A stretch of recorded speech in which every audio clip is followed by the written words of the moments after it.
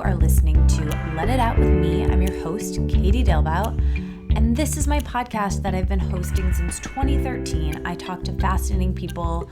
We have long-form conversations. If you're new, that's the rundown. If you are a longtime listener, thank you so much for listening. It means the world to me. This is my favorite thing I've ever done because it allows me to meet such great people through the people who listen to the podcast and the guests, like today's guest, Lisa.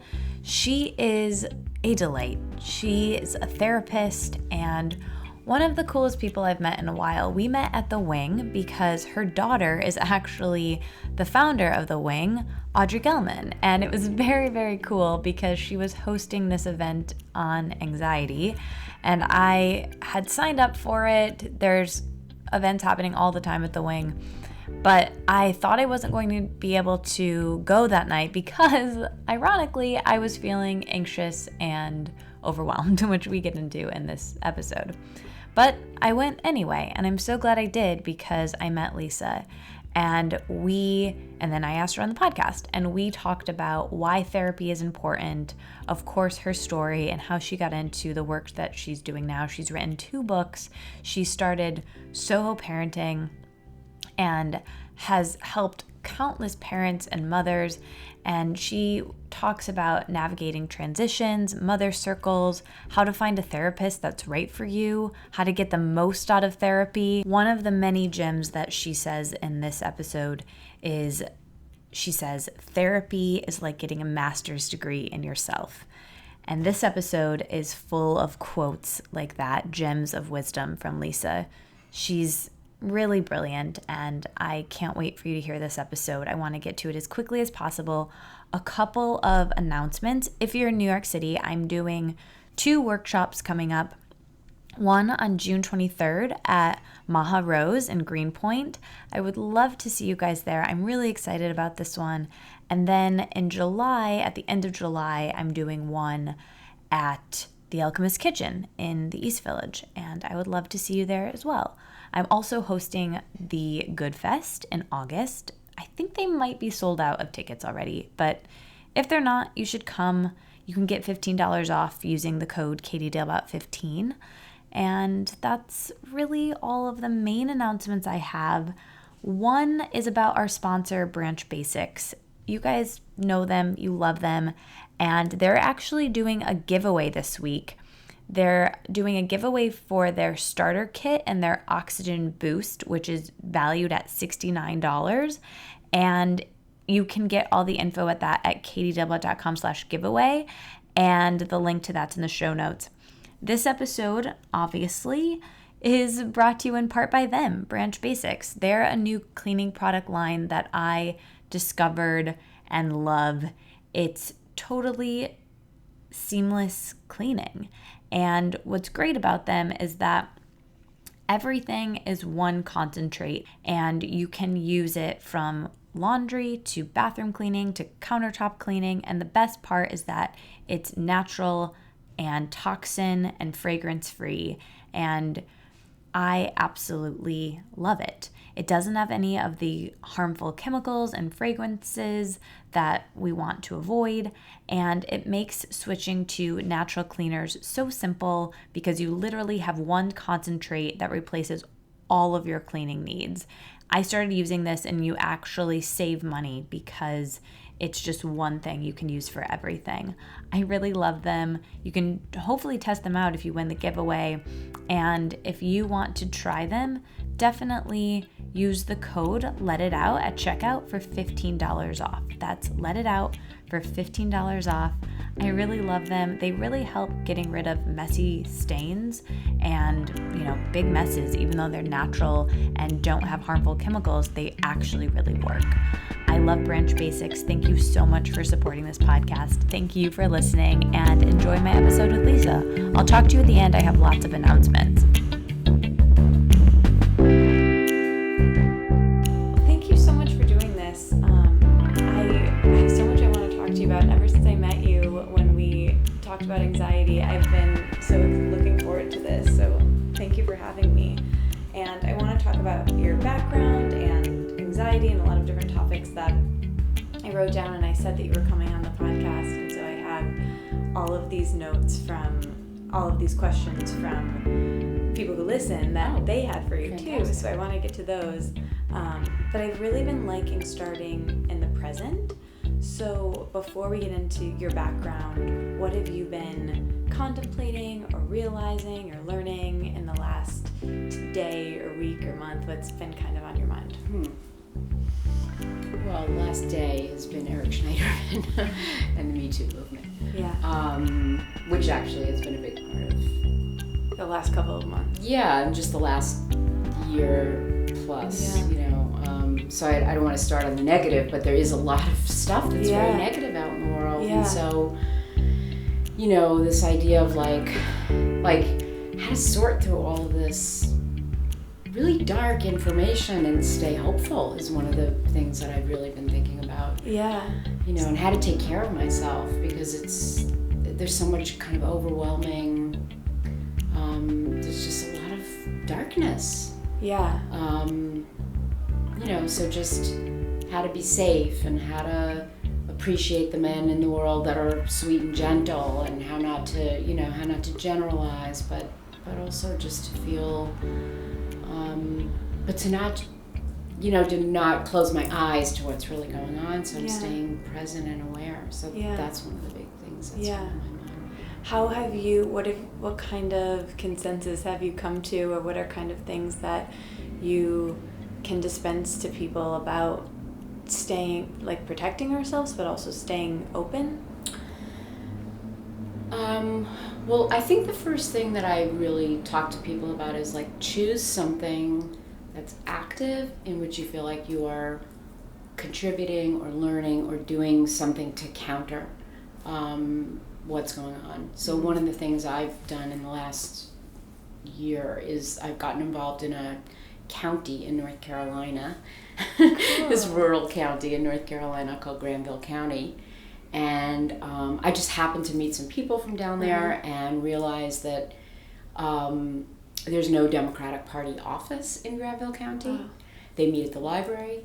And so I hosted a fundraiser, and I raised about $6,000 to stock this office that somebody donated, which is, from this idea of like, we need an office. Yeah. So that has really kept me like happy and hopeful and open. And so kind of committing to one small project, I think is really helpful to kind of like get small and focus on one thing at a time, and feel like, we can't take on everything. It's just too big. So it's kind of like pick one thing that's meaningful to you.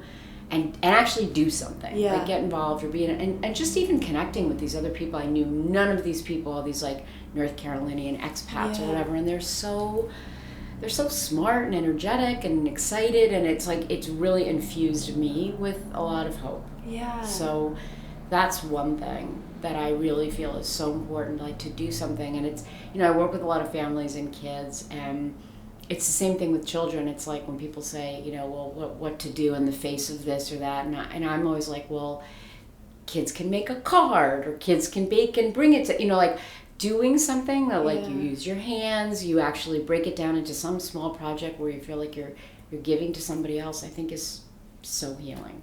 Yeah, and that's such a metaphor, I think, for the rest of our lives and our mental wellness just in general. I know for me, this has been a really big topic with me lately, but feeling overwhelmed. And I think that directly relates to anxiety and kind of everything. And just what you were saying there, that on the macro is the same for the micro of like, I have so much to do. I find this all the time, and I just end up doing not much at all because it's paralyzing. Yeah, and like that's in creativity, and then in just my life with like, busyness. Yeah. I think it can be like I have so many things I need to do. Where do I even start? Can feel so overwhelming. One thing that I did it today, I was like, I have this project that's going to take longer than an hour, but all I have to do, I'm forcing myself. I set a timer even that I have to work on it for half an hour, and I ended up going longer, but it just felt good to give myself that parameters.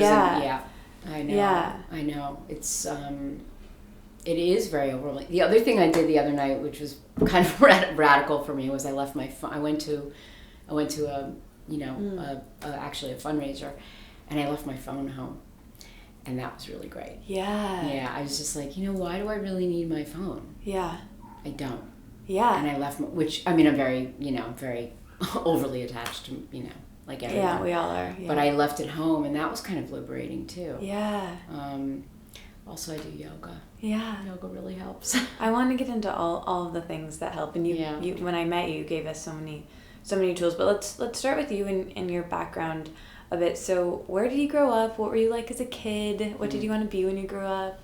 Okay, I grew up in New Jersey, and I lived there until I was 17. Then my parents moved to New York City. Do you have brothers and sisters? And I have a younger brother and a younger sister. My brother's so 18 months. I'm the oldest. Okay. I have an 18-month younger brother, and then a sister who's 8 years younger. So wow. that was really a really exciting thing, because I really remember all of her growing up, the pregnancy and her growing up, and I think that was a very, very important experience in my life. It sounds like that probably informed your focus. I was always interested in children. And, but as a kid, I was pretty much the same as I am now, which is watching everything, paying attention to everything, commenting on everything, like sort of a big personality, and also deeply, deeply sensitive and emotional. So, I think sometimes my kind of my personality would belie my sensitivity or something, but I really had both going on. Yeah. Was that always appreciated and nurtured by your family and your parents and your siblings? I have to say, there's a lot of complexity in my family, but what I really have to say about my family is that I would have to say my parents are like my biggest fans. So I'm really lucky in that way. And my family, another really great thing about my family is that we've all done lots of therapy. Like everybody works on themselves. Cool. And so as a family over the last, almost 60 years as a family, we've all grown up a lot. So that's really cool. Yeah, so there was, they're very big personalities too, and my mom was 21 when she had me, and so there was just tons of stuff going on in the family, and we're raucous and we yell, but we've really grown up. That's a really lot, cool. Which I really, and I'm really lucky that my parents are alive, and so I really feel like that is something I really have a model for, which is like as a family, you just work on yourselves. It doesn't mean there's not going to be trauma and pain and confusion or whatever, but there is a kind of like core feeling of like we all work on ourselves. That's so cool. Yeah. So in many ways, I feel like I was very, very appreciated. My parents had a pretty like intense, and still do, kind of like very connected but kind of volatile relationship, passionate, annoying. So that was the kind of the hardest thing about growing up in a way. Was that it was always kind of like, I call them the Arlena Monroe show. Like they're very big personalities. What did they do? They fought and bickered. But like for work? Oh, for work. Oh, and both. Well, my dad, it's interesting. My dad grew up like first generation, very poor, and worked since he was 6 years old. Just like shined shoes, delivered milk, like drove a car before he was supposed to. Very entrepreneurial. Very, very. Really wanted to make money and kind of support his parents. So he worked from the time he was very little, and he's sort of like your American dream kind of story. He just was a businessman and worked his way up and provided us with this very nice upper middle class life, worked a ton. So he was a salesperson and a contractor, and he's 88 and he still works a little bit. So good for him. Yeah, he's like he's the entrepreneur, father of the entrepreneurial part of all of us. Cool. And my mom, most of the time, was a stay-at-home mom and homemaker. And then later in life, she went back to college and got an associate's degree, and she worked in the fashion industry for a while. But mostly, she was really a homemaker. So you said that as a family, you were all into therapy and doing therapy, was that when you were a kid, and when did you know that you wanted to be a therapist? I knew I wanted to be a therapist when I was in high school. Well, first I loved art, always loved art and made art. So when my first career goal was that I was going to be an occupational therapist or an art therapist, because I always liked to paint and use clay. And so when I was in middle school, I really wanted to, I had this idea of I was going to be a therapist and use art. But in high school, I took my first psychology class, and that was it. In high school, I knew I was going to be a therapist. That was, and so my family, we went to family therapy sometimes, and I just was always very interested in what made my parents tick and what their growing up was like, and I was always trying to figure things out and understand things. So I always was going to be a therapist. I feel like I always joke with my parents and I tell them they were my first clients, but I failed miserably. So now at least I get paid for it. Yeah.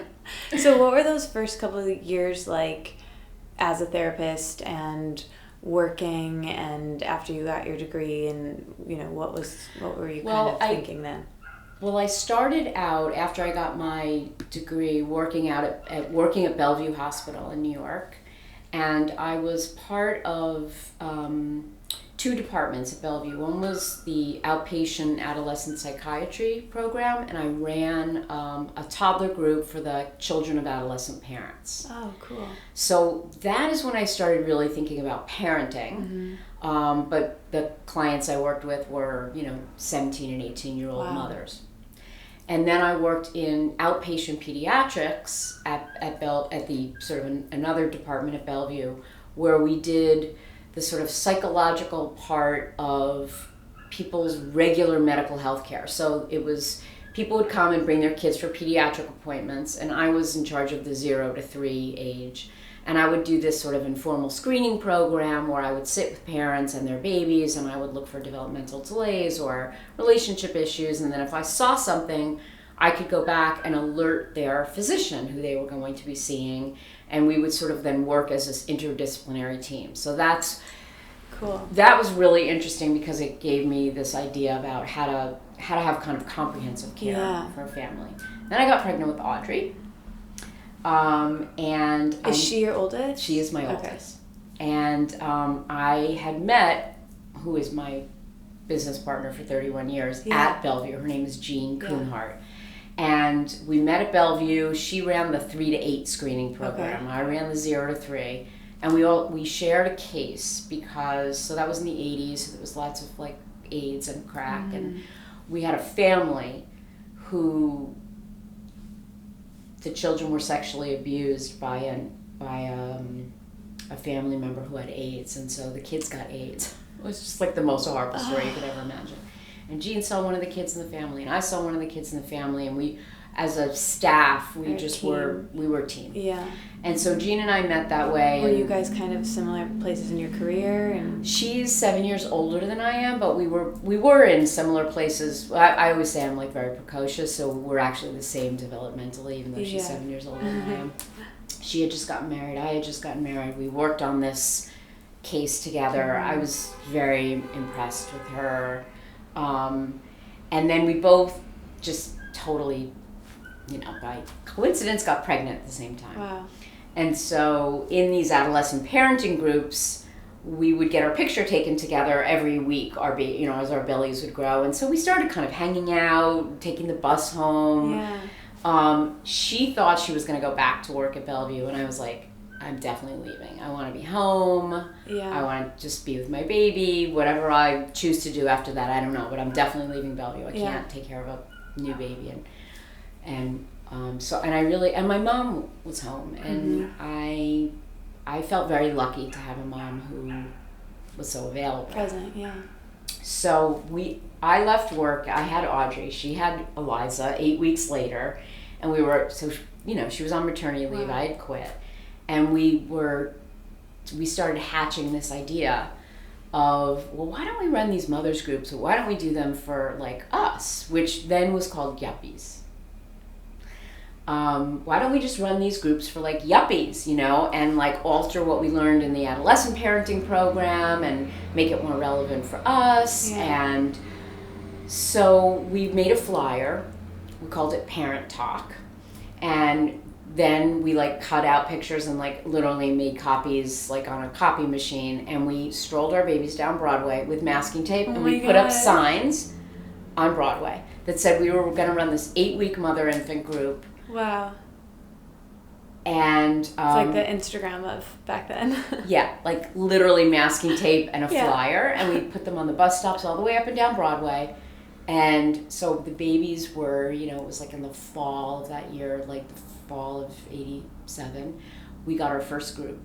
Wow. And we ran it in my living room. I live, you know, on 110th Street, and we had 8 women, and we made lunch for them, and we had our babies in like this family daycare. And we ran our first group, this 8-week group. And it was so powerful because it just happened that in that first group, half of the women had just conceived naturally and they were their biological children, and half of them had really difficult infertility. Some of them were IVF, which was like very beginning of IVF, or adopted. And so there was intense dynamics in the group, and you know, it was like this really profound group, and we always felt like we wanted to do half about the baby's development and half about like sort of internal maternal psychological development. And we were just like, that was amazing. Yeah. So out on the street, flyers again, got our second one going. And at that time we reconnected with our boss at Bellevue and said, like, we're running these groups and this is a really, we think this is really like a quality thing. And she hooked us up with a pediatrician who was in Soho, which is how we ended up getting Soho. And they were really interested in bringing a parenting component to their practice. And so Jean and I went in and met with this, they were called Soho Pediatrics. They have just recently this year actually just closed, you know. Oh, wow. We went in and we just pitched this, like, we're gonna run you a parenting center. You just give us your list of your clients, and they had a community room. They were on LaGuardia Place, and they had this community room and said, you just give us your list. People will be calling you less. We'll take care of all their parenting needs, groups, individual. And we walked out and like burst out laughing, like, well, that was really a huge amount of bullshit. They gave us the list. Wow. And in 1988, we started what we first called a Parent Talk. And we just cold called all their clients and said, you are entitled. We worked it out because at that point it was before managed care. And they said, we'll embed your fee in their first year of pediatric care. So every client was told, you either get a mother-infant group or you get 3 individual sessions. And so we just started running all these groups. And we worked very part-time because we had our babies, and we worked out, you know, so it started like, you know, 3 hours and 6 hours. And, you know, I mean, the most I ever worked when my kids were home was 3 days a week. But it was good. Yeah. You know, it was like, this is what parents needed, and we spoke the truth, and it was helping women get together, and it just started to grow. So then it was these mothers would have another baby. So then we ran second time mothers groups, or we ran toddler groups. And so the practice just started growing, and, you know, and Jean and I were both I mean, there's many things about our partnership that's wonderful, but one of them was we always told ourselves, like, we have time. Like we were committed to spending a lot of time with our children. That's so cool. Yeah. And, you know, it was at a different time, so we lived on it just was a different time. So, like, money just didn't matter all that much to us. And, you know, we worked part-time. We started to hire people to help us because we just figured, well, maybe somebody else can run a group, because we were really committed to not working all the time. Wow.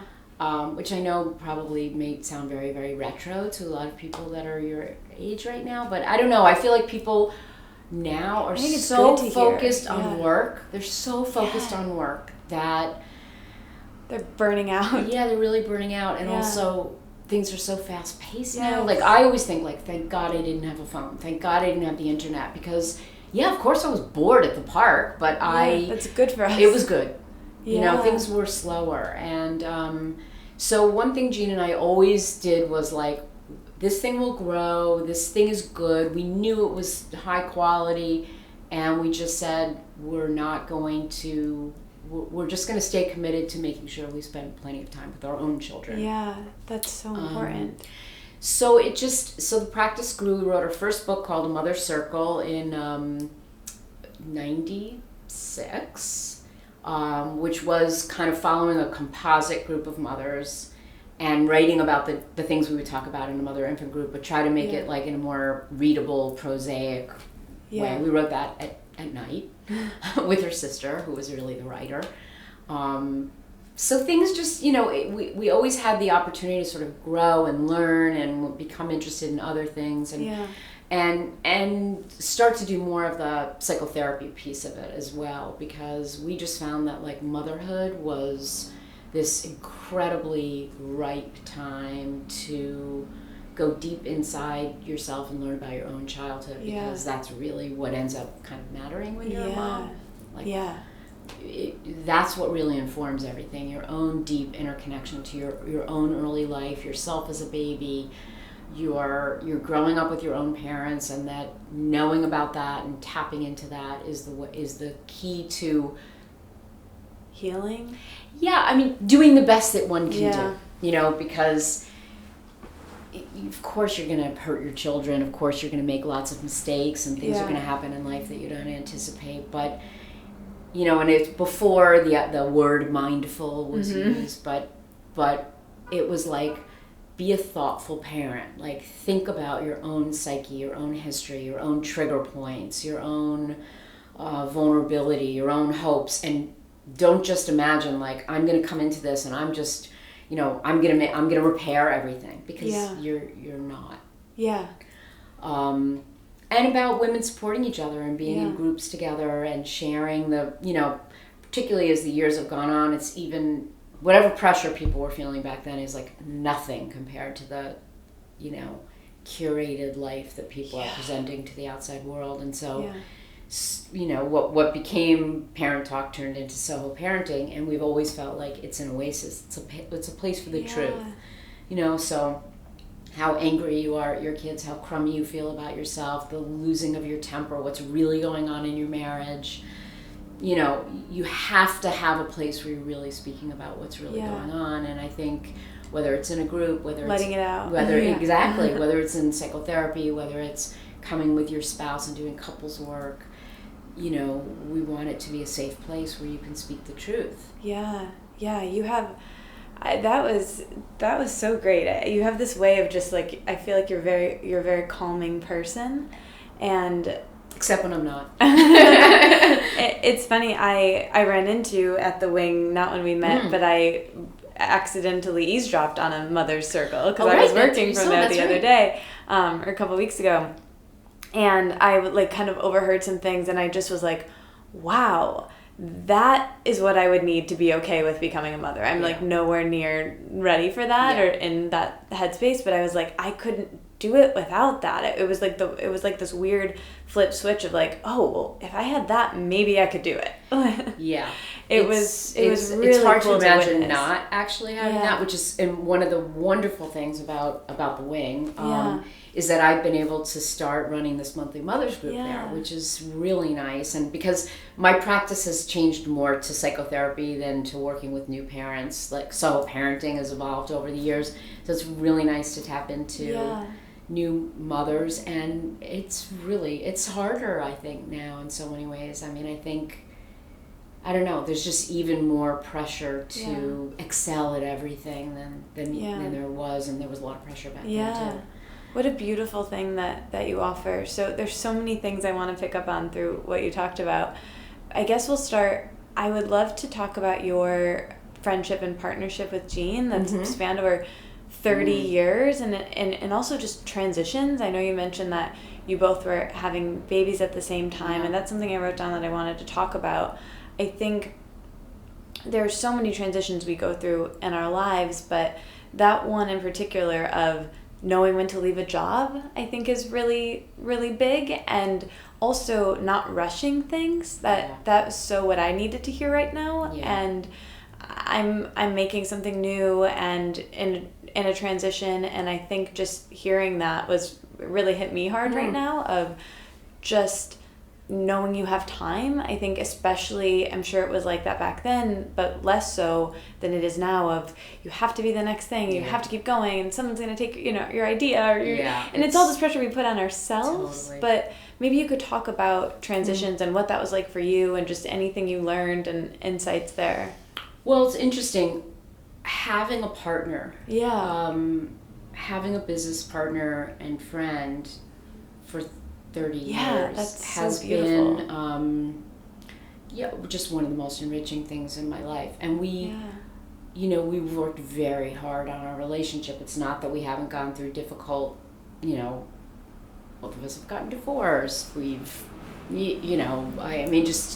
we've had our own lives. We've had our own lives that have had lots of transitions, but the partnership and the commitment to our work has been a very grounding, stabilizing force for both of us in our lives. And I think that one of the things that we did, for instance, when we had our second children, we kind of took turns. We really talked about, like, okay, we want to have, we we literally said, like, you go first. Wow. Yeah. Who went first? Jean went first. She's older. And it was, and I wasn't like, we weren't both totally ready at the same time. I think she was really ready first, but it was sort of like, you go do that, and we always say, like, I'll hold down the fort. And that is what we did. She took time off. She had her baby. I sort of held down the fort. I then had a baby, my younger daughter Maris, a year later after Jean had her second. And we always sort of talk to each other about slowing down. I think that is the most important thing that we have provided for each other, is this idea of, like, things happen in chapters. They can't happen all at once. We can't do everything. What are our real values? I mean, one of the things that I think we did give up on was money, which, now at this stage of our lives, as we're getting older, it's a big deal to think about. But because we did work less and make less money, but and so maybe we have to work longer, but I wouldn't go back and change anything. And I think that our value, maybe had I been raised differently, maybe I would have been more savvy about money. That's one thing I think maybe she and I probably, if we could have gone back, would have learned a little bit more about money and learned about our own money more. But that's not, we're clinicians, we weren't business people, we grew a business, but it sort of followed our clinical skill. But I think one of the things that we did is, like, money actually really wasn't the most important thing to us. And it sounds like what you valued more was, and is, and rightfully so, is your time. And money can come and go, but your time with your kids and your mental sanity. Yeah, exactly. Like, our money went into therapy, we did. I think we kept really talking about, like, what is most important to us. And one of us might have gotten carried away with this or that at different times, but we would always come back and be able to sort of do, like, a values check. Like, what's most important? Certainly having a business and earning money and being able to pay our bills and all those things are incredibly important. But, like, our relationships, our time with our children, supporting our kids through the different things they went through in their lives, because life is complicated, and learning. Like, we always supported each other because we've trained in a lot of different things over the years. Like, one of the things I think we always supported each other was, you take time and do that training. That will bring more into the business. Like, I wrote a book by myself, like 2 years ago. Like, it was always, go do that project, go do that training. Support. It will always bring, we always sort of counted on that it would bring something back into Soho Parenting. Like, it would enrich our practice. It would grow our business in some kind of way. We always had this faith of, like, learning would always somehow grow us in some way. So it is a very special relationship that we've had, that we've been able to. And even now, as we think about, it sort of feels like we're in the last chapter in some way. How are we gonna do this end part or whatever, or how long will we work, when will we retire. She has a grandbaby that she's wants to spend a day a week, like, and it's always like, again, it's sort of like what's most important, and how are we going to take care of ourselves, and how are we going to nurture the relationships in our lives. So it's, you know, it's a different stage of life, but I think the partnership works the same way. Yeah, it's so inspiring. It's such a great... Do you know that about shine theory? No. It's so... Aminatou Sow and Anne Frieden wrote this article about female friendship, and it talks about how they use Kelly Rowland and Beyonce as an example, but they talk about how when you allow your friend to shine, it helps make you shine too. And you guys are... I'll send it to you after this. Yeah, I would love to. But it's a perfect example of this, and it's really inspiring. And it's not to say that we haven't gone through periods that have been, you know, of course, difficult for us. Like, our kids were very friendly when they were little, and then they went in different directions, or different, you know, we went through different things in our lives, her parents dying, you know, things like that. And we're very different. We were sort of,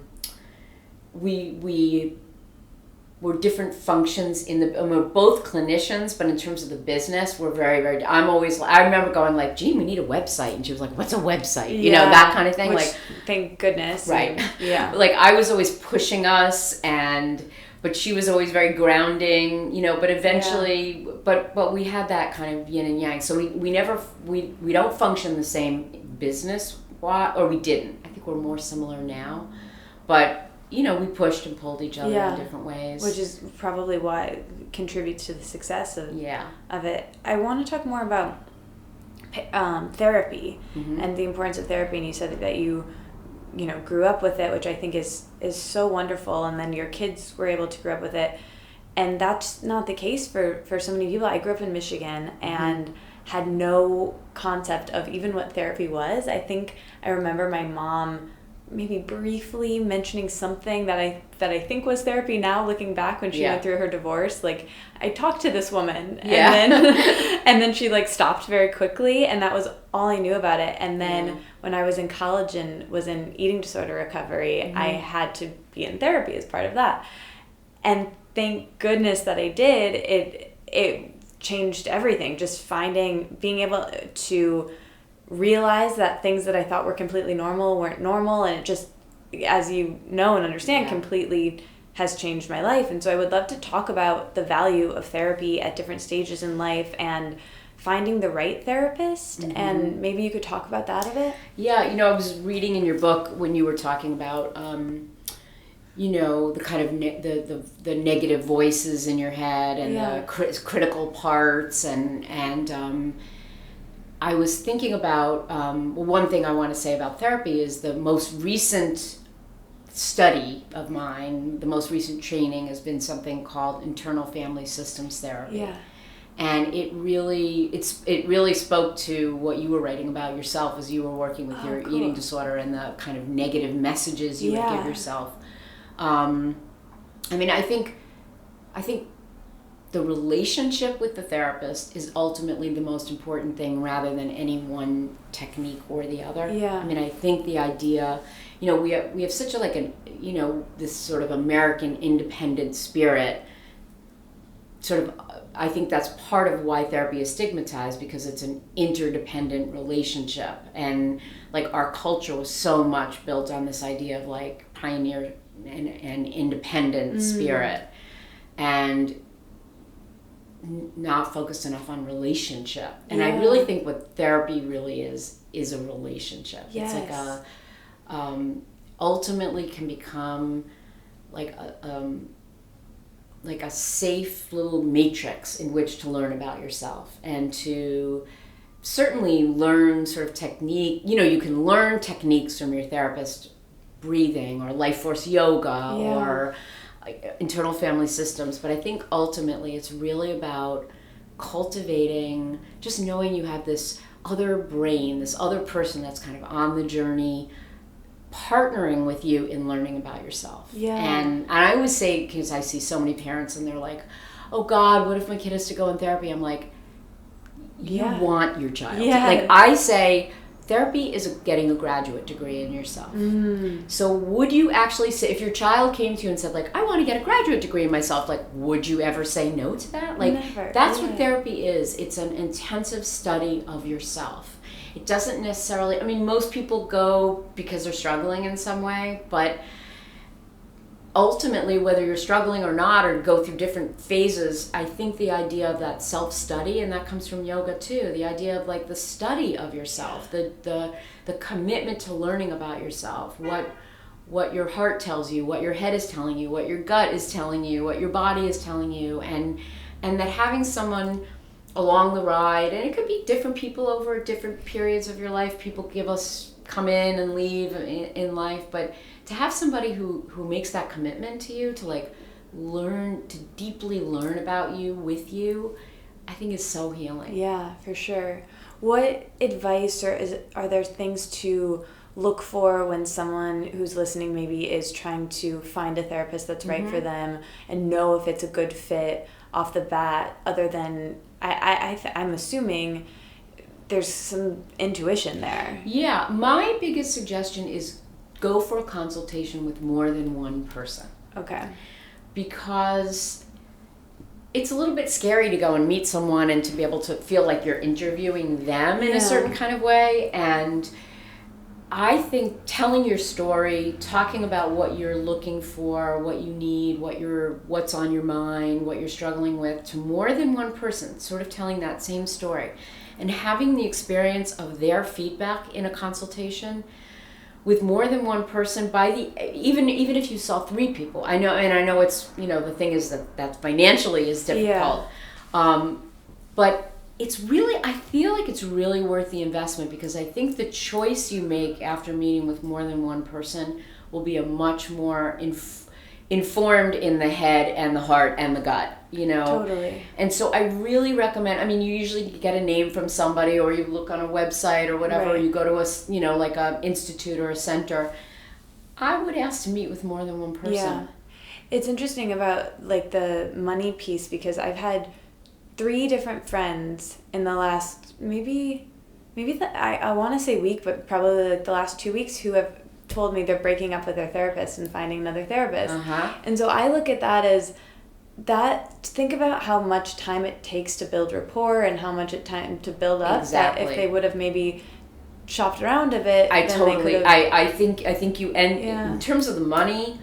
I think you save money in the end by interviewing more than one person in the beginning. Like, I'd rather put that investment up, because, and I remember, I've been, in and out of different therapy, since I'm 17 years old. And I remember even as a 40-year-old sort of deciding, like, okay, I really feel like I need something. And also just the idea of breaking up with your therapist and seeing another therapist, like, sometimes doesn't mean the therapy wasn't a good therapy. It just means like phase. It was that phase. It was that time. You're ready. We can't be everything to everyone. And I'm always like happy when someone decides to go and do something different. But I remember, at 40 going and meeting with 3 different people, and then just I felt so good about the choice that I made, after meeting with different people and hearing myself talk with them, and I felt like I made a great choice. And then I had a wonderful relationship with somebody for a number of years who was so influential and helpful. So I feel like it's worth the investment. Yeah. Now getting into when you are in therapy, someone finds the perfect person, what advice do you have as a therapist for getting the most out of your experience? And what would you advise someone to come with or contemplate, or how does it work to be like an active participant in your that's session? interesting, because I have so many different clients, but the people I love to work with the most are the people I go, that's a hard worker. Like, some people come in and they kind of feel like, fix me. Yeah. Tell me what to do. Yeah.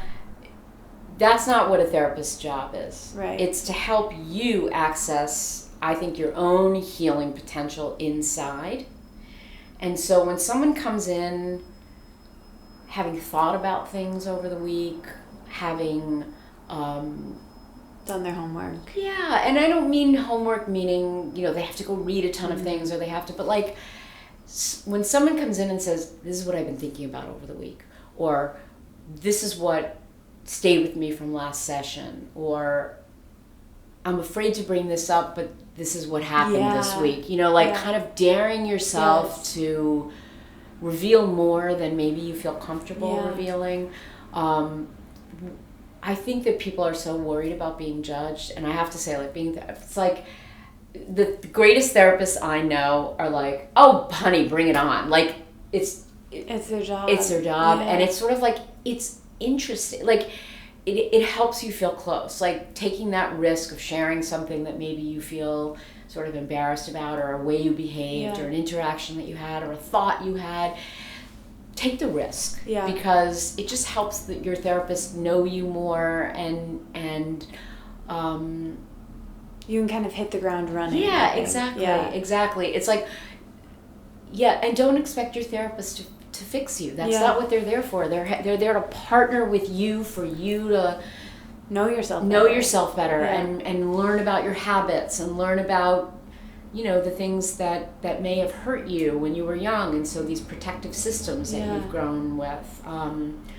What I love about internal family systems, that I do want to talk about it. What that is. Yeah. So a man named Dick Schwartz really came up with this model probably almost 40 years ago, and his background was an eating disorder, so I think you'll find this really, really interesting. Cool. So he was a family therapist working with mostly people who had bulimia, and he would bring the family in, and he would do all the, you know, work with, you know, the family in the best kind of way, and he would actually help families address some of the systemic issues that were going on in the family, but still the client was bulimic. Mm-hmm. And he started to meet with them alone, and he just was really listening deeply, and what he kept hearing was something like, a part of me, like, really wanted to stuff myself, and then another part of me felt like I had to get rid of that. And he started to work with what he heard were parts of people inside. Yeah. Like, it wasn't the same part of the person that wanted to eat was not the same person that wanted to purge. And the part that felt the shame was not the same person. It was almost like he started to, and not in a pathological way, to think about kind of like we start to think about multiple personality disorder. I mean, it was not pathology. It was more like, that's how the human psyche worked. Like, the same part of you that wants to, just think about a regular, you know, there's a part of you that wants to exercise and be healthy, and then there's the part that, like, had a hard day and wants down the pint of Haagen-Dazs. It's not the same part. Right? And so as he was working with this eating disorder clients, he started to experiment with saying, well, could you ask the part that wants to, you know, that's criticizing you, if it would kind of go into a virtual waiting room for a minute? Because I want to talk to the part that's feeling the shame. Mm-hmm. And so he started to do what he would do with actual people in the room, like ask the mom to go out of the room, ask the dad to go out of the room, bring somebody in. He started to do it inside the client's minds. And he started to develop this idea that all of these different parts of the person, an integrated person, had a different intention, but that they were all positive. Like, the part that wanted to eat was trying to protect the part that was feeling so uncomfortably shamed. And the part that wanted to purge didn't want the person to gain too much weight.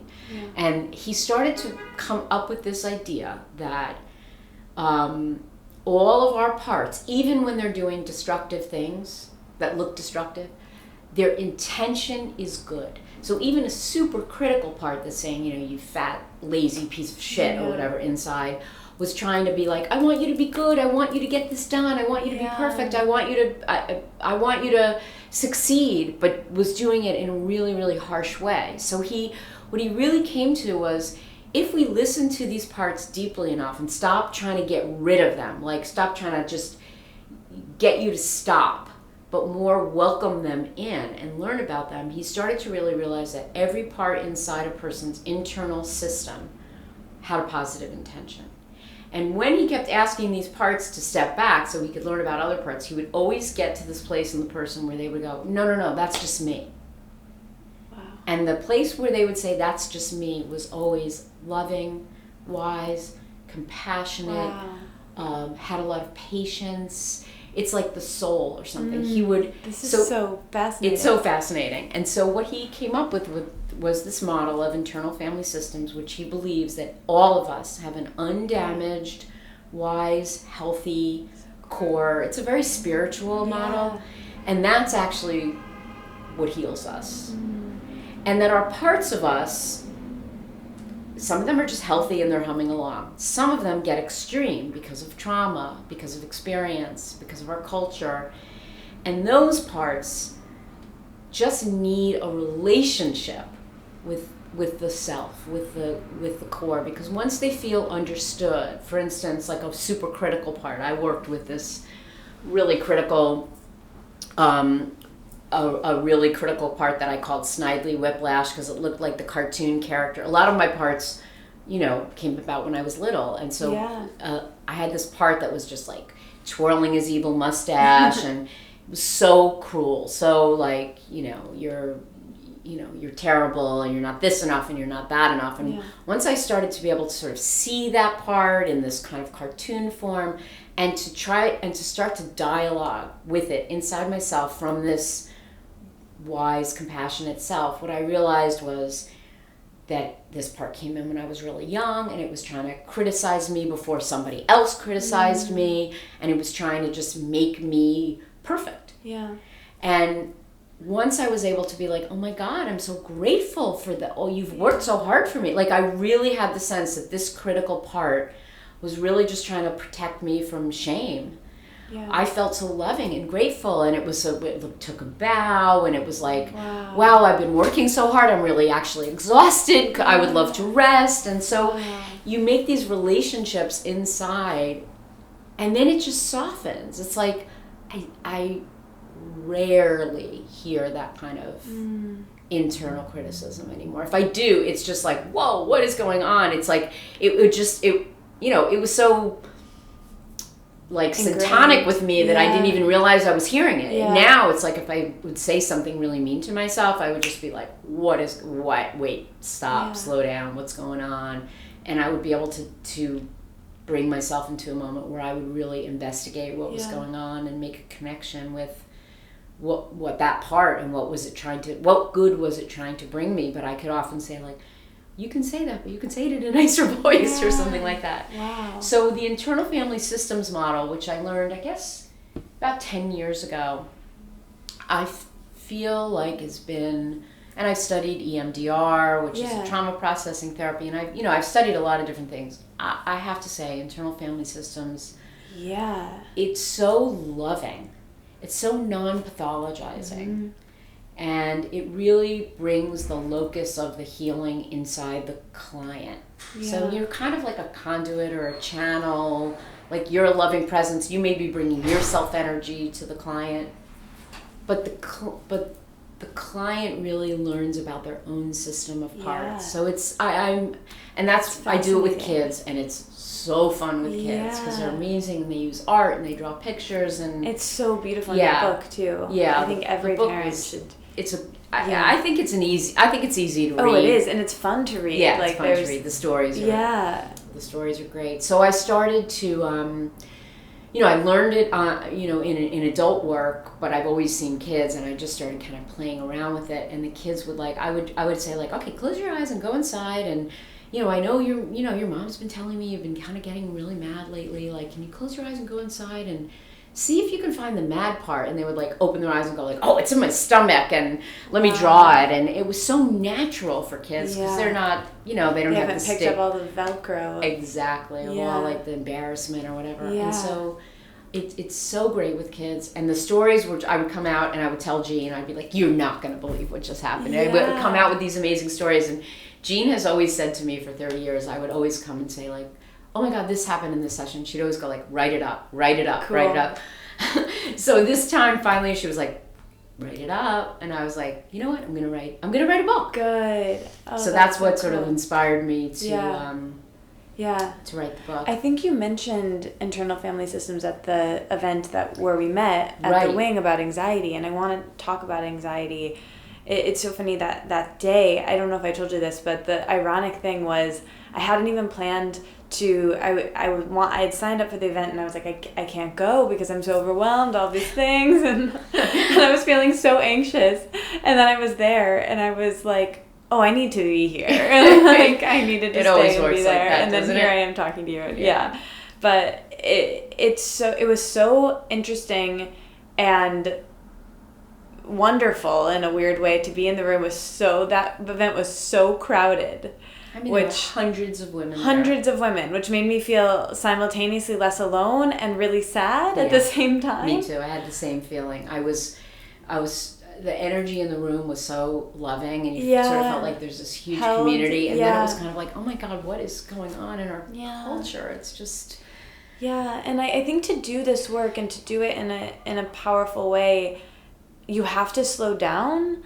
And I think walking around and being so stressed all the time and trying to do so much and go, and I want to make this thing, and I'll speak for myself, and I know so many people listening will relate to this, but we're ambitious, and I want to do so much, and I want to make stuff, and I want to do all of these things, but it's making us sick. I think stress is making us sick and making us anxious. So you said something that really stuck with me, which I think you already addressed with internal family systems, and I wrote this down, but not looking at yourself as an anxious person, but looking at yourself as having an anxious part, and how does that part need care? Can you go into that a little bit and share maybe some of the exercises that you shared? Yeah, absolutely. So when we globalize and we call ourselves whatever it is, an anxious person, a depressed person, an angry person, even an ambitious person, we really simplify and then attach and identify with a label that I think doesn't do us a service, because we have multitudes of parts inside. And one of the things in terms of therapy that's really interesting is there's a lot of work in psychology that's about getting rid of things. Like, let's get rid of that symptom. Let's eject it. I've had, I know plenty of people who have gone to therapy, certain kinds of therapy about their anxiety, and the whole idea is to kind of like attack this anxiety and get rid of it, see it as an enemy in some way. And I don't know what your experience is, but I think it comes back twice as hard. Totally. It just doesn't this persists, work. Right? It just doesn't work. Yeah. And that's why IFS has been so helpful, because the idea is if every part of you has a positive intention, then your anxiety also has a positive intention. Yeah. And if we think about it in terms of evolution, that being on alert, being our heart rate being up, our shoulders being up, like there are times and places where anxiety is life-saving for us. Yeah. And being aware and being afraid or being aware of danger. And so anxiety just as a state has been with human beings forever. So there must be an evolutionary positivity to it. And so if you think about it as a part of you, if there's an anxious part, it's trying to, my idea is like, make a relationship with that part, learn about it. What is it trying to do? How is it trying to help you? It may have gotten extreme and it may take over, but you can't really settle something down unless you're in relationship with it. So one of the exercises in a way is just it's asking not to overwhelm.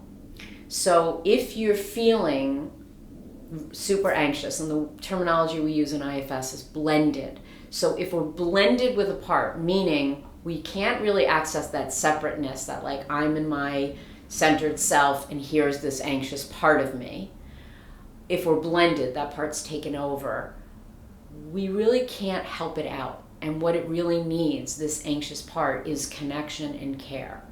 So when you start to feel overwhelmed or overtaken, like we call it, like a parts attack or being hijacked by a part, if you can have enough presence to say inside of yourself, can you not overwhelm me right now? If you can agree not to overwhelm me, I can help take care of you. And that often it does feel like something happens inside where you get this little bit of like a window of separation between you and the anxiety. And once you have a little bit of separation from that part, then something new can happen. Yeah. You know, you can choose to do something that you know is soothing to yourself. Like you can even in that moment say, you know, maybe somebody has the presence of mind to do some kind of a breathing practice, but maybe it's really even just like walking outside, or maybe it's having a glass of water, or maybe it's jumping around and shaking, or I've been doing this one. Yeah, that's a really good one.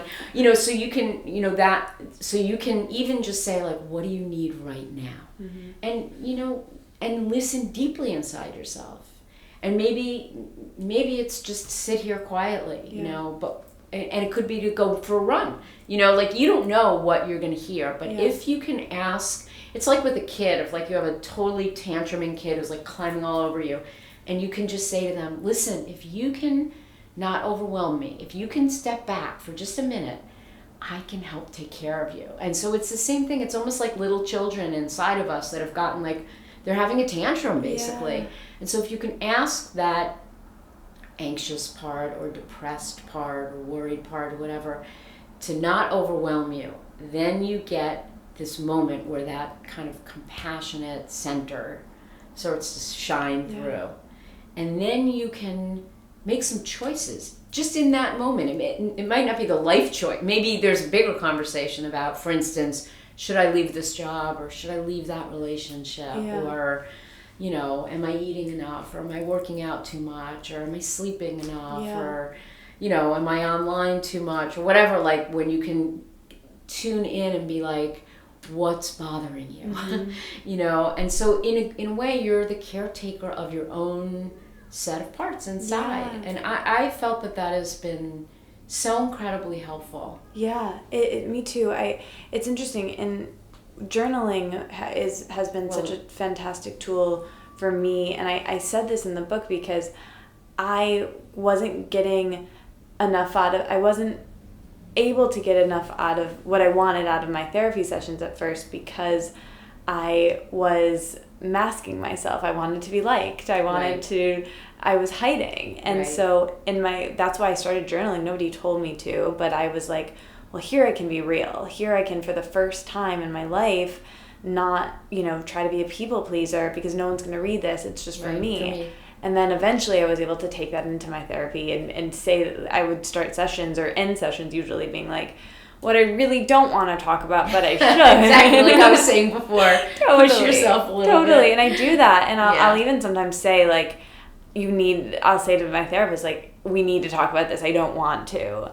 And that's when the good stuff happens. That's why it's called Let It Out, because, you know, as a kid, my mom would say to me when I was like, had the flu, you know, you let it out. Let it out. It's the same thing with your thoughts in your mind. And I find that's so useful when it comes to writing. You know, you've written books, and do you find journaling is something that you recommend to people? Is it something you personally do? I wanted to say a couple things about your book because I find it so helpful. I think of journaling in IFS terminology as an unblending exercise, right? So whenever we can unblend from parts where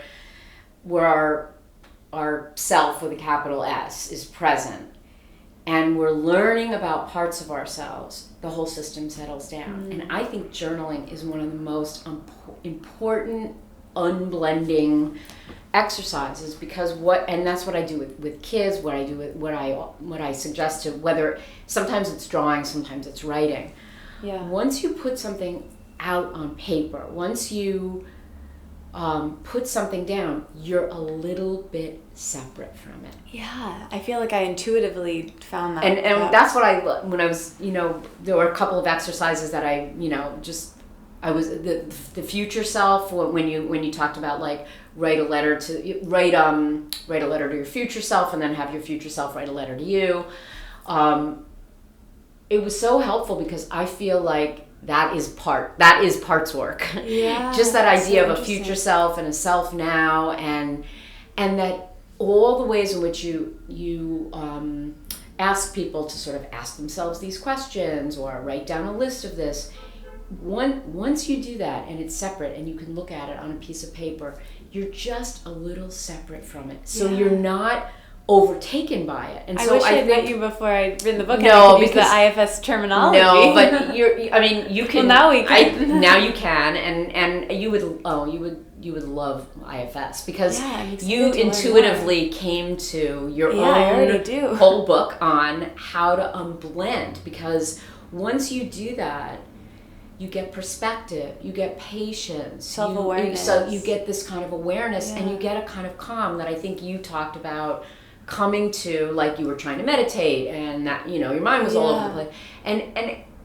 and it's so great to have a bunch of different tools to separate from what can feel really overwhelming. And so I think journaling is just an incredible unblending tool. Just so helpful, so helpful. It's so interesting, and it's funny how I came to that. I think, and it's something I have to keep coming back to. Like, I wrote that book when I was 23. Now I just turned 28, and so it's like I feel far from it. And I recently, like a couple weeks ago, I decided to go back to doing morning pages every day, and it's so funny how just like skimming the pond and being able to see all the different, you've got like the board of directors, and you've got the parent, and you've got the inner child, and you've got all these different voices in my head to just like sort through them, and they're your parts. Exactly. It's so connected. And so I think your book, that's what I love about it, is it's it's so user friendly. It's so like, do this exercise, and it's just like that moment of like, your gratitude. You have the gratitude. The gratitude tool, and I've been in a text gratitude group for about 5 years now. We just almost every morning text 5 things we're grateful for in the morning, and it is like, it changed my life. It's really cool, right? Yeah. Because it's no matter what kind of you just sit down and sort of like you have this like shift, and you just you just sort of like, wow. These are things. I did it today, and I was like, I'm grateful I get to go talk to Lisa today. That's so nice. We have now we have different people who've come and gone, but we have a group of 4 women. One my younger daughter, and Jean, my partner, and another friend of ours. So and great. We just we almost have done it almost every day for the past year. Cool. Yeah, it's really cool. So I loved what you said in your book. I think it's such a great resource. Thank you so much. That means so much from you. I want to talk about something with anxiety. I would love your thoughts on this. So, of course, my anxiety pulls in all different directions, but recently, and this came up in the thread in the secret Facebook group for the listeners, that I wasn't alone in this, which made me feel better, but also kind of sad in that way. My anxiety has been pooling in indecision really intensely. Is that something that's common? And what are kind of do you have any thoughts on that? And on making decisions? Yeah. It's like the little ones even can be so overwhelming to me. Like some big decisions I tend to be even more okay with. It's like the little day-to-day ones, and I feel like living in New York, there's so many. Yeah. What I like about decisions is like Pema Chodron. Do you know Pema Chodron? I love her, I love her. So she talks about the sort of the Buddhist idea of no big deal, which I love, because we can really get caught up in the urgency of indecision making, of feeling like there's a right answer. I have to figure out the right answer. What should I do now? And I think as you do that, your heart rate goes up, your shoulders go up, your eyebrows go up. And what I use as a sort of antidote to that is I kind of hear Pema Chodron's voice going, no big deal. And I just bring in the idea of like, and not in a dismissive way, in like, this is ridiculous. That would be like a critical part, would be like, come on, just choose one. That's ridiculous. But the sort of no big deal thing is like, kind of like, it's all going to be okay. Comforting, Yeah, it's sort of like, you know what, this really isn't a big deal. Do this or do that. It doesn't actually usually matter that much in the end. And so it's like a loving way of saying no big deal. And that is often what I bring in. That's sort of like, it's perspective. I think that the Buddhist idea of no big deal is really sort of like okay, perspective. So should I walk or take the train? Should I answer this phone call? Should not? Just this moment of like, either one will probably be okay. So, I think Buddhism is one of the most comforting tools that people can, even just reading or listening to podcasts. Yeah, Pema Chodron, she's like, her books. Love her. Yeah.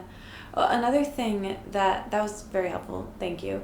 This is something that a therapist told me a long time ago, but it's something I'm still constantly, it's like a unraveling. I find that I need to return to again and again, which is I used to walk around saying, I feel so many feelings, and this therapist stopped me and was like, Katie, you don't feel feelings at all. You think you're feeling, so you're not in your body, you're not feeling anything. Right. And I find when I'm overwhelmed and I'm stressed and I just have a lot on my plate, that's kind of the first thing to go, because I'm just managing and like kind of coping and pushing my feelings aside. And sometimes I can't feel a feeling when it arises because I'm like on the subway and I can't just like emote right there, and I have to kind of stuff it down. But then eventually, like, there's all of these different things that I need to feel, and I don't want to turn to my coping mechanisms, which, some of them are good, some of them are bad. Right, like all of us. So what are your kind of go-to tips, or how do you, how do you recommend to your patients feeling feelings?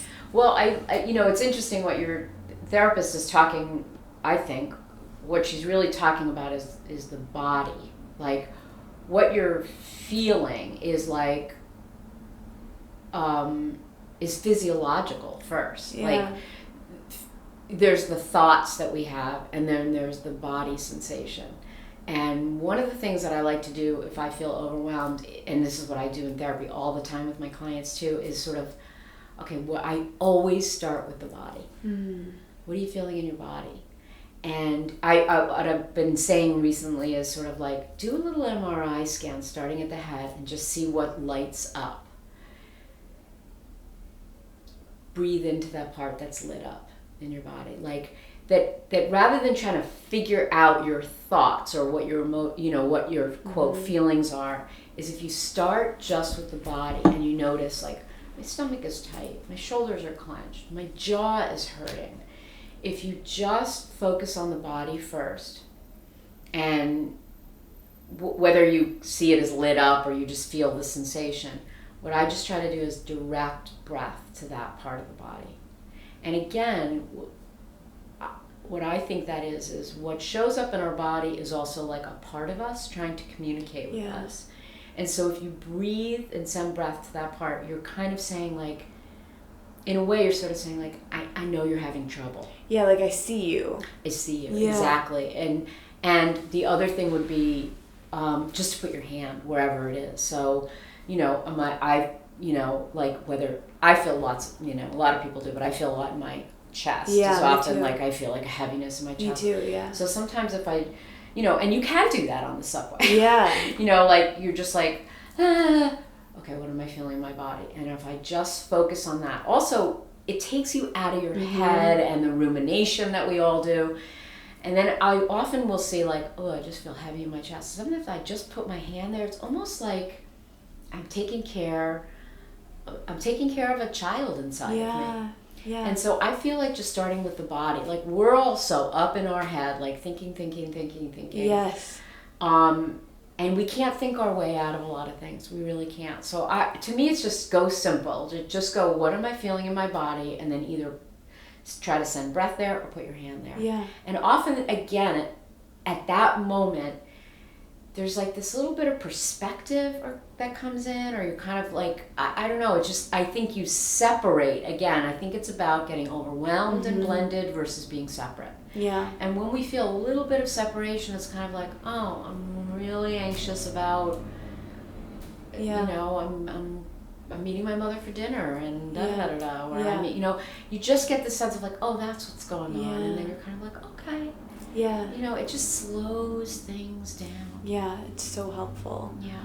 My friend Misty is a musician, and she's actually done this podcast, and she was in town for a show last week, and we had dinner, and she gave me a very similar tool. She was saying that, like, sometimes she's overcome with something while she's at rehearsal or even on stage, and I went to see her, and what she does is she puts her hand on her heart and just, like, feels it. And I went to see her show, and I was right in the front row, and I saw her doing this. Yeah, and then after I went back, and I knew something was up with her, and then I went backstage, and she was like, I got the worst migraine right before I had to go on and perform, and I would have never known because she did it, and she was amazing, but the entire time I could just tell, and it was this beautiful moment for me to see, like, that's my friend feeling a feeling. Like, right. I can do that too. That's right. And it almost, like, makes me want to cry. It's so, and it's like, it's this way where we really have a lot of capacity to take care of ourselves. Yeah. It's sort of like being your own inner good parent. I mean, sometimes we can be our own inner critical parent, but it's almost to think of yourself as, like, these very young beings inside of us, and they're just struggling, and they just need sometimes, like, that petting or that, that slowing down, because everything is rushing around. Totally. And I'll speak for myself, and I know I'm not alone in this. I've gotten really good, and this might be, like, a lingering eating disorder thing too, but I've been really good at ignoring my body. Like, even in little ways where, which I guess none of them are little, but from feeling, like, the kind of the big ways, but I'll find myself, like, really focused on a project and realizing that, like, I haven't gotten up to pee, and my legs are asleep, and my eyes are crossed, and I'm hungry, and, like, of course I'm going to be anxious and get mad at my boyfriend and whatever when I'm not taking care of myself.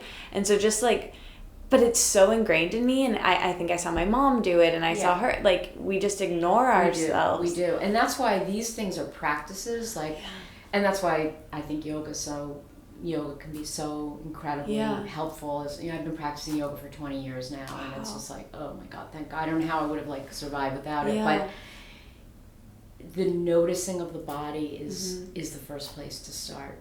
Yeah. It really, but I think that practicing, you create new habits. By practicing, you create new neural networks. Like, you've had maybe 20 something years of those habits. Right. And, maybe some of those habits will stay for a really long time, but you're creating other habits right alongside. Yeah. So if you actually start to practice, like, what am I feeling in my body right now? What am I feeling in my body right now? Let me just stop and take a breath and check in. That becomes a new set of habits that develop. And so I think that we can, over time, by practice, it becomes a new that can even become we don't want to be unconscious, but it becomes so natural by practicing it that we just tend to do that. So the hand might go to the heart before you even realize that you need to put your hand on your heart, because your body knows it already. You're, like, building a new neural pathway. Yeah. Another thing that a lot of people talked about when there were questions about this, and because of my story, we talk a lot about body image issues and food on this podcast, and food and eating issues, which is related to anxiety, I think. Can you speak to any tools you have on body image and navigating, being a woman in the world? And well, I feel like I'm just a woman in the world too, and I have my own struggles with, and at every different phase it's different. Now it's sort of like the aging body. That's so strange. I mean, I think what I try to recognize is that, again, it's sort of the idea of having parts. Like, I do still have parts that will want to deprive or still believe, that skinny person is happier, or, like, I have parts that still have drunk the Kool-Aid, and then I have other parts of me that are more grounded and healthy and remind me to eat well and to exercise, and it was also something in your book where you were talking about, like, you can kind of trick yourself into being, you're doing the healthy thing, but you're not doing it for a healthy reason. I just don't think there's any purity. Like, I think for us as women, we have to recognize that I don't know any women. I don't think it's ever about you're going to be so completely like resolved and healthy that you're not going to have body issues, or you're not going to have envy, or you're not going to want to have your jeans feel loose or whatever. I just think that's kind of like something we have to accept. But I think it's recognizing when you hear the voices, turning up the volume of that you sort of have to, because I do think, again, it's a perfectionistic part. Totally. And I believe that perfectionists are just trying to protect us from shame. Right? I think their positive intention is that we don't have to feel badly about ourselves in some way. And so they may have a vantage point that actually isn't good for us by like not eating enough or over exercising or something. Yeah.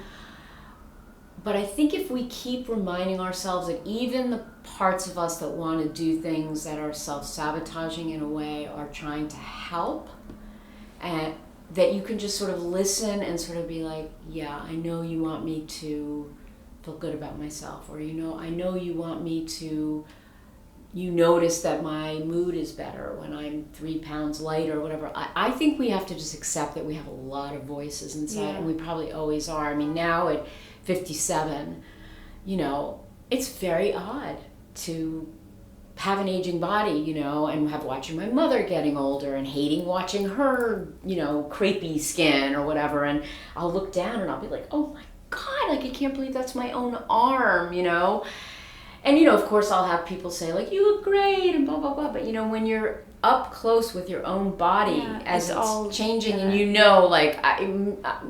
maybe if I lifted 20-pound weights for 6 hours a day, I wouldn't be there. But who wants to do that? Exactly. That we're going to have to accept that there are going to be kind of the critical voices, but they're just kind of part of a chorus of things. And some of them are loving, and some of them are critical, and some of them are going to urge us to like get out and go to the gym, and that's that. But we're just going to have to embrace that there's a chorus in the system. and we're no one. I don't think any one of us are going to get to a place where we don't have unhealthy thoughts about our bodies. I really don't. Yeah. At least right now, unless. I can't. I don't know anybody. I mean, I work with kids as young as 5 years old who are already talking about like that they're fat, or they're not pretty enough, or they don't like their legs, or I don't think we can escape that in our culture. I just don't think so. So I think it's more like not beating ourselves. It's sort of the difference between pain and suffering. Like, so you notice some unhealthy set of thoughts or feelings that are coming up that are self-critical. Like, you could just be like, okay, I noticed that criticism is really coming up. But to then beat yourself up for having the critical thought, that's where the suffering comes in. Like, it's painful enough that we, that we strive so much for perfection. Yeah. But it's the extra added being hard on yourself for like, oh my God, that's such a... that's such an unhealthy thought. I can't believe I'm thinking. That's where the suffering comes in. It's kind of like, okay, there's that kind of crazy critical part that really wants me to, be under this weight or whatever. There it is. It's trying to help me in some kind of way. Maybe I can just welcome it and say like, I know you're trying to help me. Thanks. Yeah. Because I just don't think there's purity when it comes to women in their own relationships to their bodies. I think that's that's perfectionism in itself. Totally. But that was all very helpful. There's so much that I want to ask you. I feel like I want to do, I'll kind of do these as quick fire-ish. Sure. But just, some might be longer than others. Well, we'll start here. I'll start them off easy, and then some of them will be a bit longer. Okay, what was the best thing you've eaten in the last week? Best thing I've eaten in the last week? Oh my God, last night I had these dried apricots. Ooh, and I kept saying like, what are the name of this nut? It was some kind of nut that I don't know the name of, but they sort of look wet, but they're not wet. Oh, like a almond? They kind of look like almonds, but they're not almonds. I have no idea, but last night I had these nuts and these just dried apricots that were... Like a trail mix situation? No, they were separate. It was like some little platter at someone's house. Nice. And it was just That sounds lovely. They were just amazing. That sounds lovely. Those are the best ones. I love when something like that just like hits the spot. Yeah, and you it's remember just it. like, wow. What's your favorite part of your life right now? Well, I'm in love. Well, this is a good one. This is later down, but what is your greatest lesson on romantic relationships? You work a lot with couples and relationships.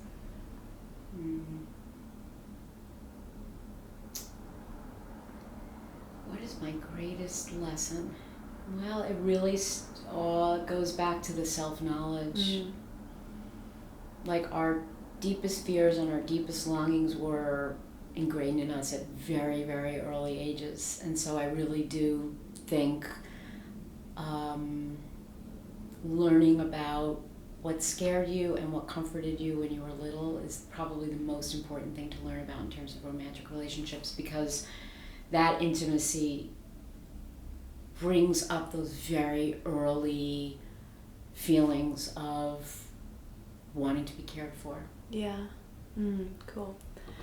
What is your greatest lesson on creativity?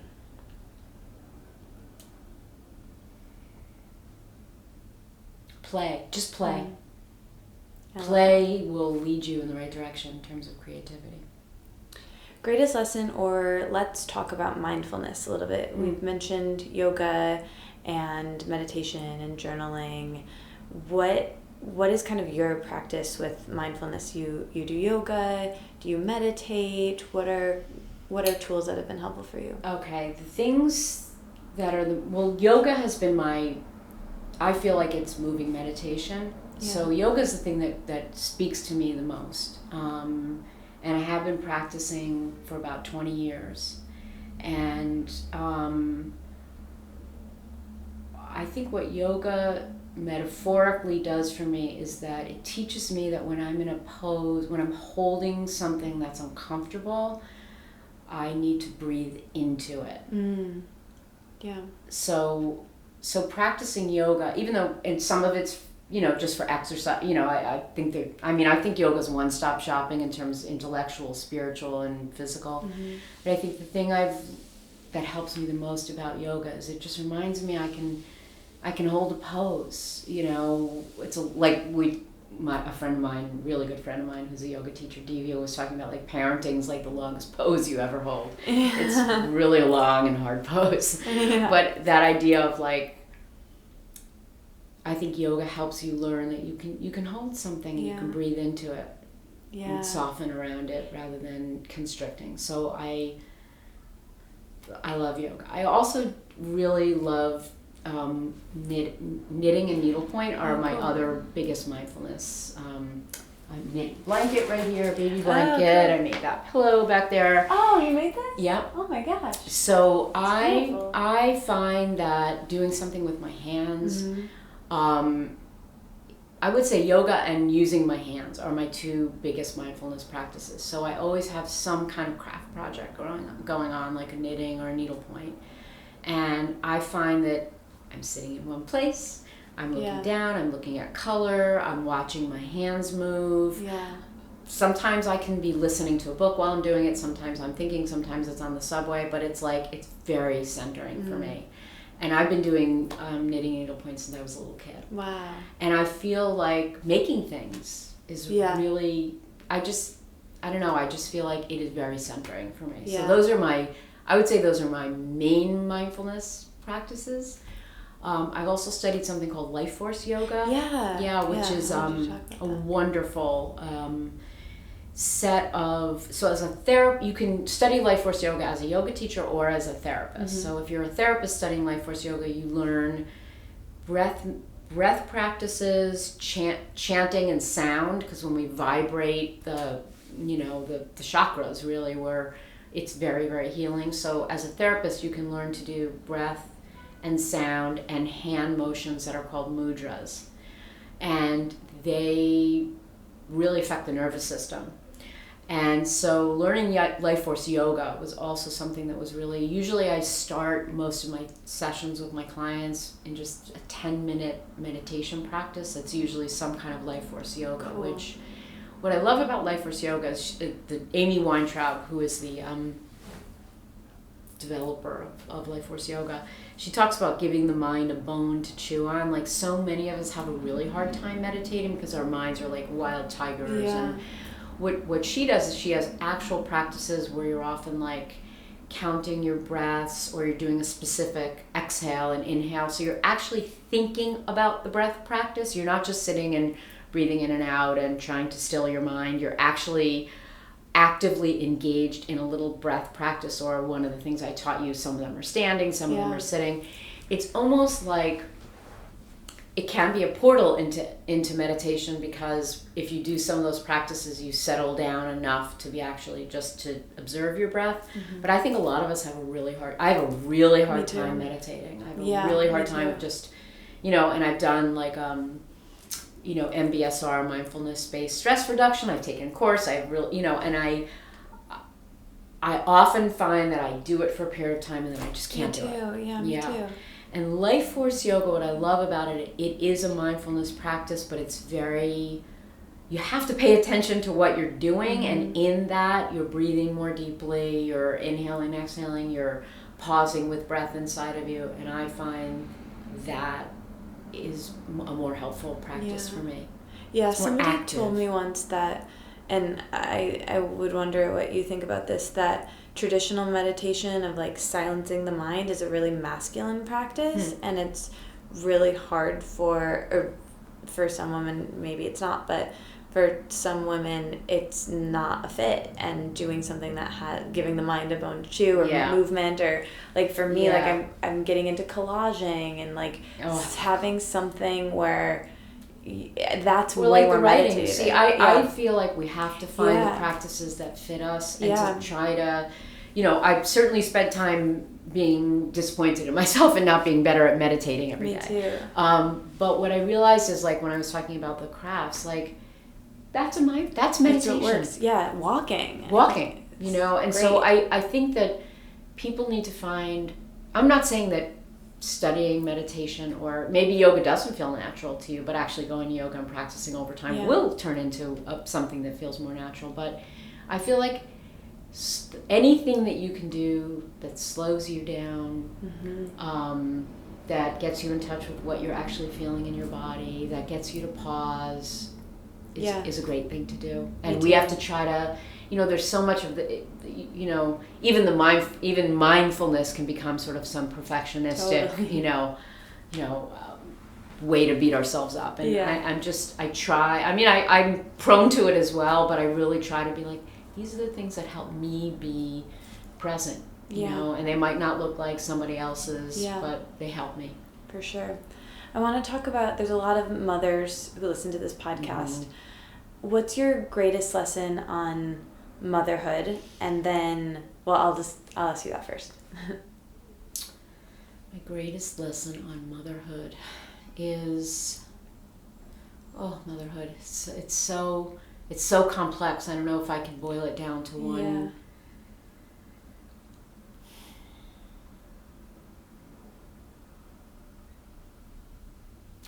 I guess it would be that you're not your child's higher power. That they have their own higher power. That's a good one. Because as a mother, it's so complicated, because you carry them in your body, if you're lucky enough to carry them in your body, and you feed them and you're guiding them, but they have to just have their own journey, and that all of our children are going to feel pain. It's not our job to have them give them a pain-free life. Yeah. It's just to stay on the road with them. You talk about, in this article that I found when I was researching you, that I think you wrote for the Omega Institute, about navigating divorce for children. And it made me tear up reading it, because it would have been so helpful when I was young, that all the tips that you gave in that. But could you maybe talk about just a few tips that come to mind right now? I'll link to that article in the show notes about navigating divorce as a parent. Well, having gone through a divorce myself, divorce is a real trauma. Like, there's no way of getting around that. It's one of the most heartbreaking experiences that a family can go through.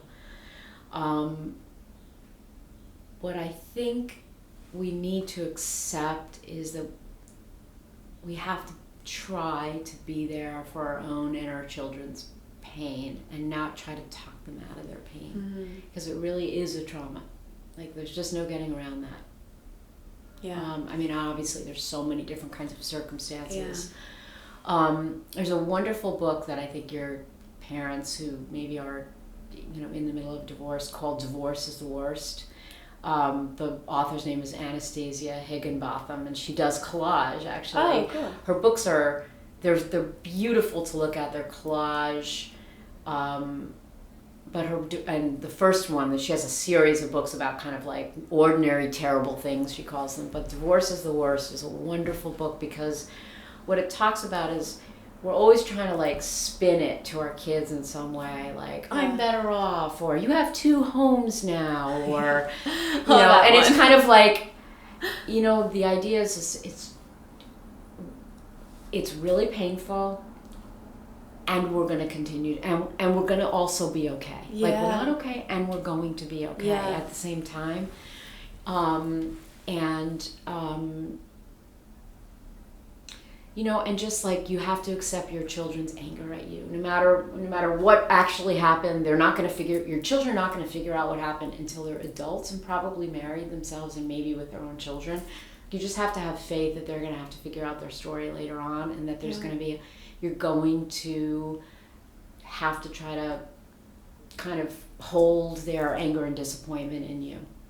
It was interesting reading that as someone who's gone through a divorce just as a child, or I haven't, but that would be weird to have gone through a divorce as a kid. But I understand what you were saying. Thank you. You were a child. Yes, that's what I meant.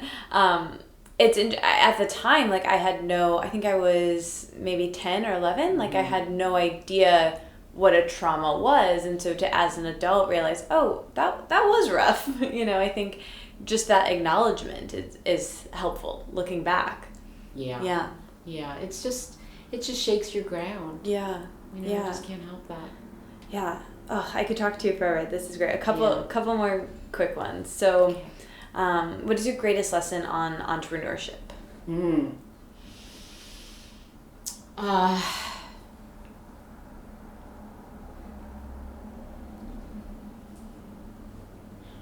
I would say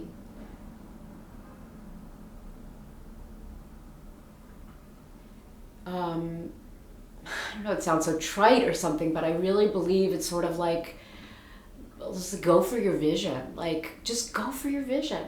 Yeah. I mean, like I told you in the beginning, Jean and I walked into that doctor's office and we're like, we're going to run a parenting center for you. And it was like hilarious. We had actually no idea what we were talking about, but somehow we just sort of pursued our vision, like,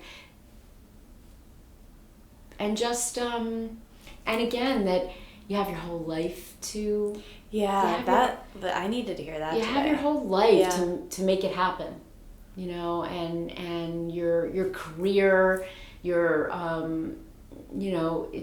it's decades long. Yeah, that's helpful. I think especially in the age that we're living in now, where you can see everyone else's progress, you can see, this person made this and I knew them when this, and it's just, it can really mess with your head and feel like you have to get it in all right now, and then that's stressful. A few people make that happen, but most of us, regular people, we evolve over to, and again, it's sort of like, stick to your stick with your basic values. That in conjunction with your to be entrepreneurial and ambitious, or have an ambitious part, is one part of you. But your basic core values have to talk to each other. Yeah. Your ambition and your entrepreneurial desires really, if you keep checking in with your basic core values about what's important to you, I think you'll make something beautiful. Yeah, I agree. I love that. Okay, greatest lesson on living in New York, or a favorite New York moment, a least favorite moment? I mean, I feel so privileged to live in New York. I mean, and I've been here since the early 80s.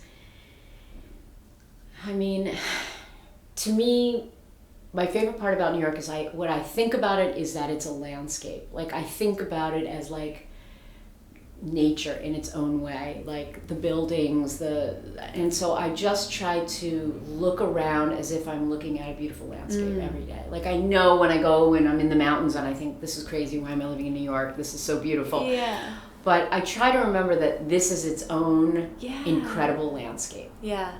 Ooh, I love that. That's really good. Okay, greatest lesson on God, spirituality, what do you think happens when we die, all of that. Okay.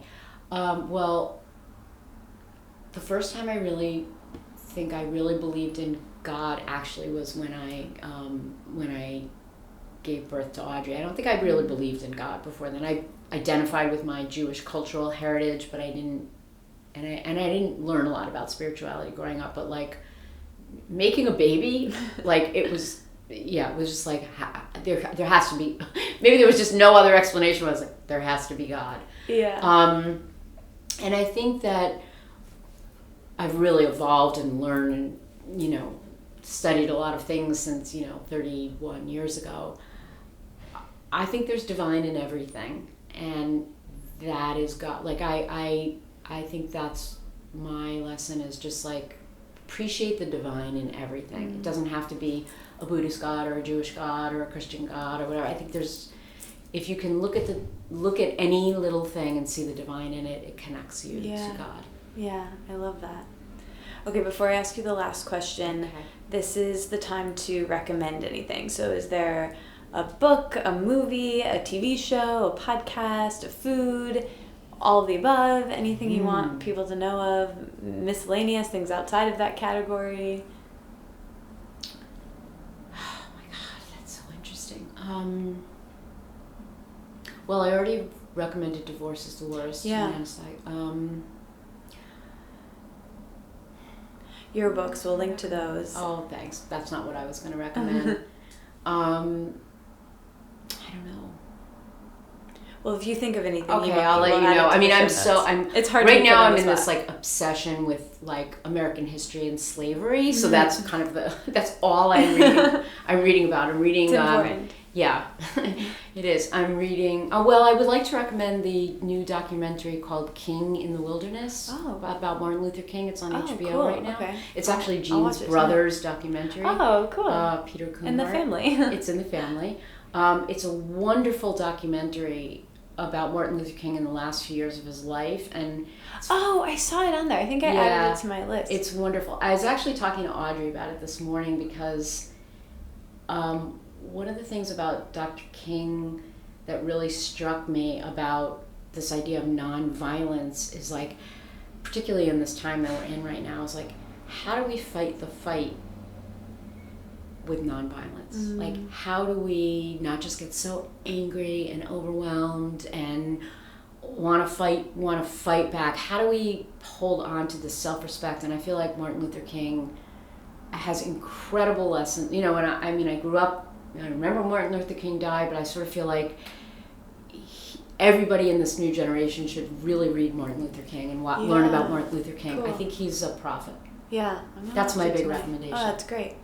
Okay, so the name of this podcast, as you know, is Let It Out. So Is there anything you wish that I would have asked that we didn't get to? Did I wring you dry for all your wisdom? I feel like it's been such a wonderful conversation. Is there anything you didn't ask me? No, I can't think of anything that you... Good. Because I feel like I got to talk about, motherhood and relationships. Good. And we can do it again. And I'm happy to do it again. And I got to talk about my obsession with American history. So good. I think I'm good. Good. I think I'm thank good. You so much for everything that you've made and everything that you've given me just like peripherally in my life. And thank you for making Audrey in the wing. We didn't even mention that. Yeah, that's a whole other thing. But I'm so proud of the wing. Yeah, I love the wing. Me and too. Thank you for your book. I really enjoyed it. And I think you would... I think you should read more about internal family systems because I think really it totally fits with everything that you're talking about. Yeah, it sounds like it. It sounds like it's a perfect fit. So I've been ending this podcast, as you know, it's called Let It Out. Yeah. So this is kind of weird, but I feel like you'll be cool with this. Okay. We end with a sigh together. Oh, I love that. Okay. Oh, I sigh all the time. Okay, so we'll do it like on the count of 3. It feels really nice. Okay. Kind of weird, but feels nice. No, I don't think it's weird. Okay. Okay, ready? 1, 2, 3.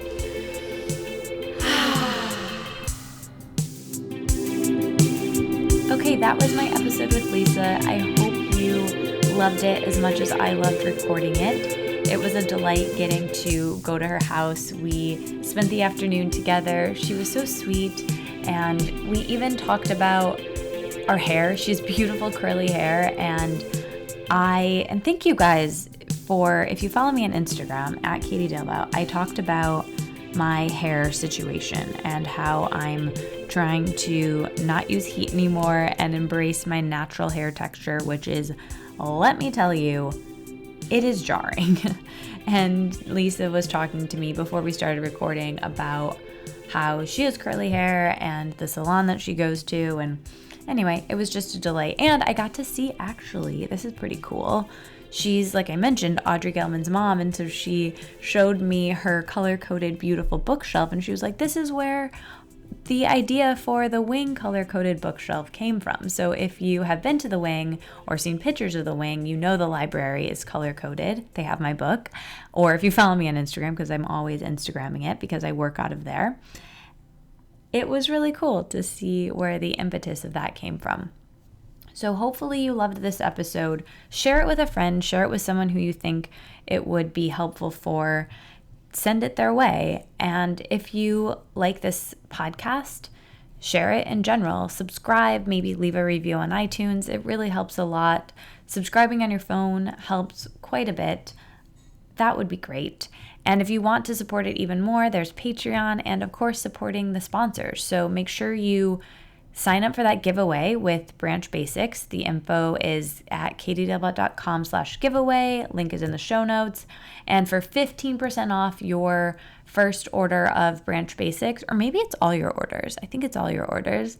You can use the code LETITOUT at checkout. They are natural cleaning products that I love, and I think you guys will too. Thank you so much for listening. Quick announcement. I'm going to actually be back Friday of this week with a favorites episode, an episode of all the things I'm grateful for and loving right now, and just catching up with you guys a little bit because there's just a lot to say. And I, feel like I haven't talked to you other than in the interviews in a while. So it will just be me on Friday, and then we will be on a break for a while, for 3 weeks.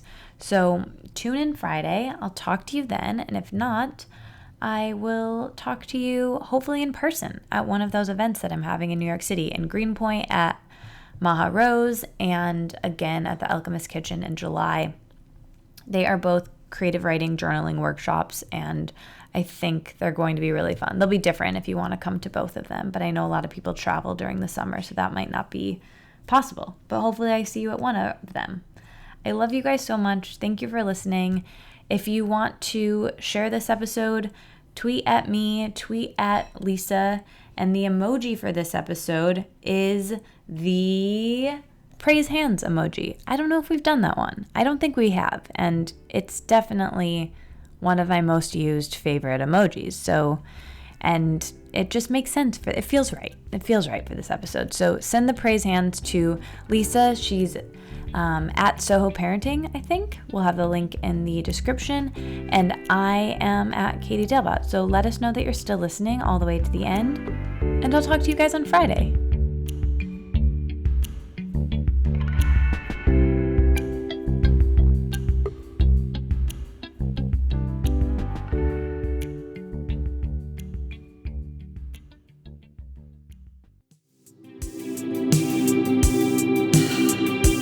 The music you're hearing behind me now and all other original music in this episode is composed by Carolyn Pennypacker Riggs. The album art is by artist Zoe Harmon, and this podcast is produced and edited by Amanda Sharp and hosted by me, Katie Dalebout. Check out our website for show notes to everything mentioned.